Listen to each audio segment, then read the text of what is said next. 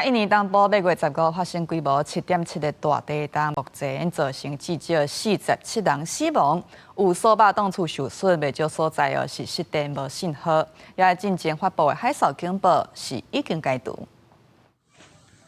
壁面曉曉邦邦來，攏看到內面的冠軍。印尼東部的佛羅雷斯島，15透早5點左右發生規模7.7的地震，已經有47人死亡，數目還佫佇咧增加。地震也予300多棟厝損害，真濟所在無電、無通訊信號。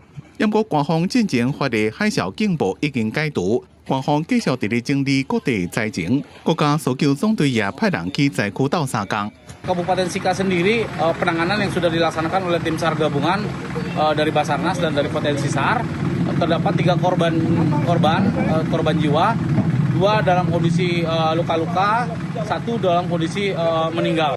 真濟人因為地震受傷去病治療，病內面人真濟，病因為驚講地震了見到沒危險，所以甲帶去的病人先送去臨時大布棚內面。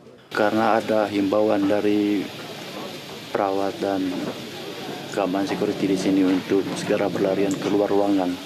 Itu karena lihat keadaan sekitar memang tidak memungkinkan untuk dirawat di dalam gitu.